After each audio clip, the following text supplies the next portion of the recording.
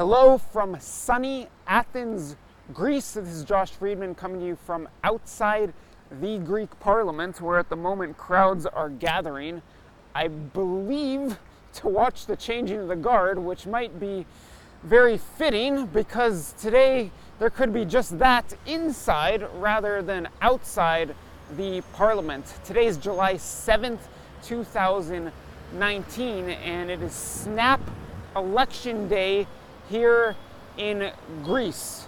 Greek Prime Minister Alexis Tsipras of the left-wing Syriza party called these snap elections in late May after he and his party got trounced in the European elections by the main opposition New Democracy party. New Democracy is a conservative, said to be center-right, although they're kind of an array of sentiments, including some pretty nationalist sentiments within the party. It's a fairly traditional Greek party as opposed to Syriza, which is an upstart left-wing party that only rose to power very recently. But all polls indicate that New Democracy, led by Kyriakos Mitsotakis, the son of former Greek Prime Minister Konstantinos Mitsotakis, all polls indicate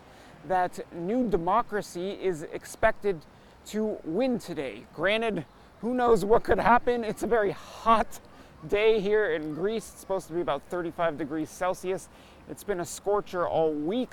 Temperatures have been in the 35 to 40 range during peak hours. It's gotten so hot that the Acropolis has been temporarily closed at times to visitors due to the heat. Hopefully my camera is not going to overheat right now as I come to you outside of the parliament in Athens.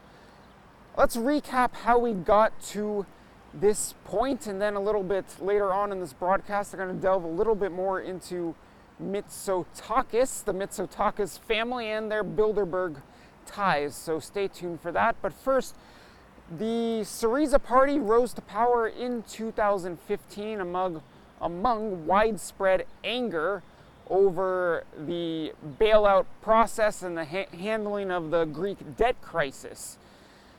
Tsipras and his party basically got elected on the platform of rejecting austerity and rejecting the proposals that were enacted and put forth by Greece's creditors, and first and foremost and primarily by the European Union, the ECB, and the IMF. And there was a clash very early on in Tsipras's rule. And back about 4 years ago, Tsipras called a referendum, and Greek voters went to the polls and they resoundingly rejected, in a yes or no vote, they rejected the continued bailout and austerity proposals that Greece's creditors were proposing. That was followed by Tsipras going into negotiations with the EU, the ECB, the IMF, etc. And what happened? There was a drastic turn. Tsipras made a U-turn. He basically caved, accepted the terms, arguably even stiffer austerity than was initially proposed. And as I'm checking the lighting, and yeah, so Tsipras went from being the guy who was campaigning so hard against the bailouts to being the guy who was accepting yet another bailout package, Greece's third bailout package, with pretty stiff terms. Shortly following that, a snap election was called, and even though Tsipras had made this U-turn, he managed to get reelected, although it was with a small he needs a coalition, and had, even with the coalition, a very, very slight majority in Parliament. And that majority has really been eroding over the past several years. So there is due to be an election sometime later this year. Tsipras's term is supposed to end, I believe, in September, but following the trouncing in the European elections in May, he called the snap election, and it's taking place right now. Even though it is July, it's a scorcher, a lot of people are on holidays, and perchance that could help out Tsipras and Syriza somewhat, given that the political momentum is with Mitsotakis and New Democracy. And part of what's given Mitsotakis and New Democracy momentum is indeed Tsipras's handling and Syriza's handling of the bailout. I should note that actually, formally, the bailout ended last year. Greece formally came out of the third bailout package and the bailout period. There is no bailout, new bailout that's occurred since then. So technically, Greece is out of the bailout era, and it ended under Tsipras. However, there's still arguably austerity measures in place. Taxes are very high. Mitsotakis has been campaigning. A focal point of his campaign has been to lower taxes in Greece, and a lot of people think that there could be some significant economic growth under Mitsotakis if that were to occur. But people aren't just upset over you know what, maybe I'll just give you a view of Syntagma Square.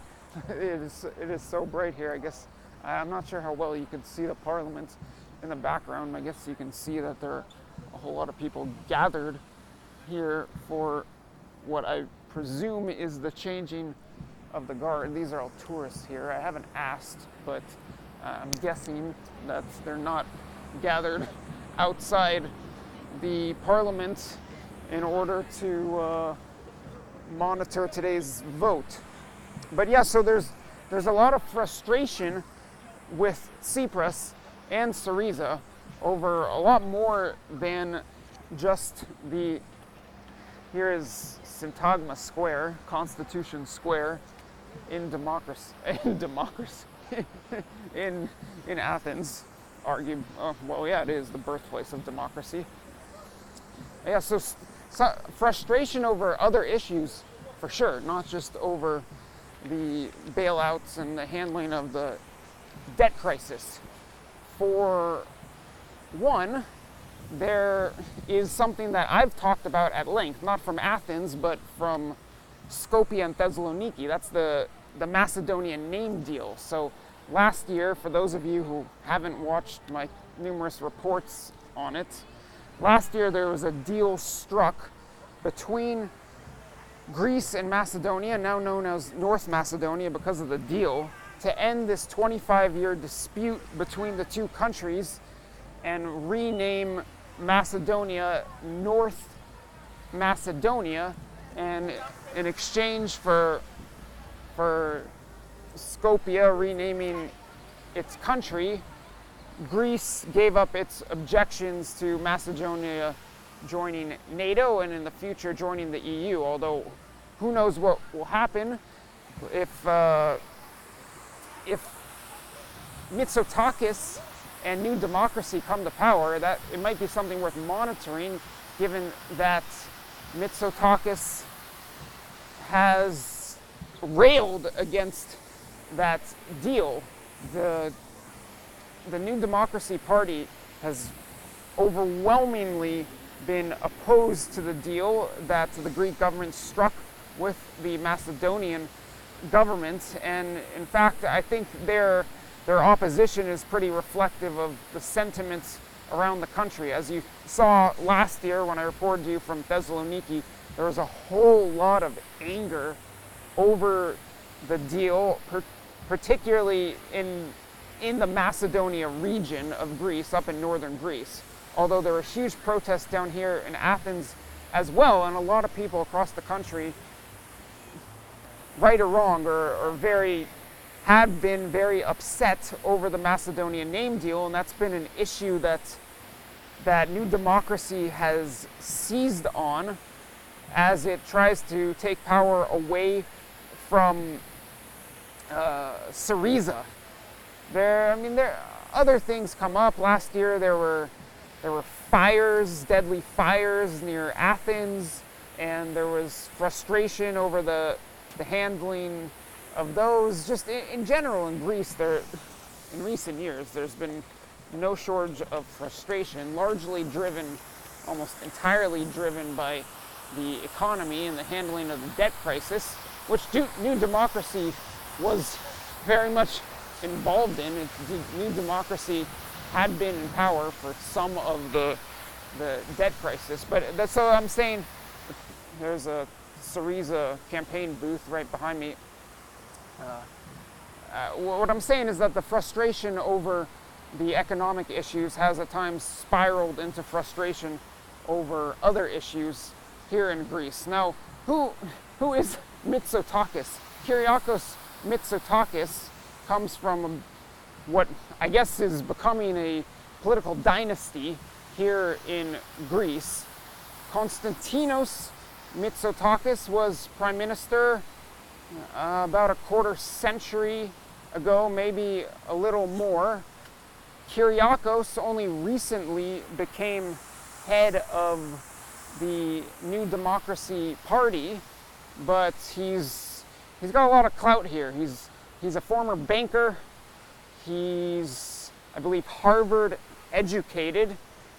He comes from this political family in Greece that's very powerful, and as I alluded to, Kyriakos Mitsotakis has at least twice, I believe twice, attended the Bilderberg conference, which I've been covering in recent years. In fact, Kyriakos Mitsotakis was at two of the Bilderberg meetings that I covered, they being in Dresden, Germany in 2016, and last year in Turin, Italy. He was at both of them. His father was at least one Bilderberg conference back maybe in the early 90s, I don't recall exactly, and I believe at least one other of Kyriakos's relatives, maybe his sister, I believe, has also attended Bilderberg. So unlike Syriza and the man pictured right behind me, Greek Prime Minister Alexis Tsipras, Mitsotakis is kind of more of a typical mainstream, even elite type politician in Europe. He seems to be very much vetted by Western elites. He's received a lot of favorable media coverage in recent years. I've seen headlines going back as even like far as a couple years ago, basically anointing him prime minister. Headlines in major media saying Mitsotakis is going to be the next prime minister of Greece. So yeah, there's quite a contrast between the upstart, now no longer upstart, but the Syriza party and its leader Tsipras, who rose to power out of nowhere, and Mitsotakis, who is apparently going to continue along the lines of his father, if the polls are accurate, and become Greece's next prime minister. I will be reporting to you, most likely from here, Syntagma, on the results as they come in tonight. The polls close at 7 p.m. I expect there to be results, if not very definitive, pretty definitive tonight. I wouldn't say there's much of a chance for protests, although there could be. 4 years ago, the elections were taking place in a much different political climate. There were tons of protests going on in 2015 related to the debt crisis and the bailout package and banking issues that stem from it. But here, it's just hot, sunny summer Athens. Who knows what will happen, but I'll be reporting to you tonight, possibly with a live stream. Again, possibly not. If you've got a preference for my election night coverage, please leave a comment below. And other than that, Efaristo, and see you tonight from Athens.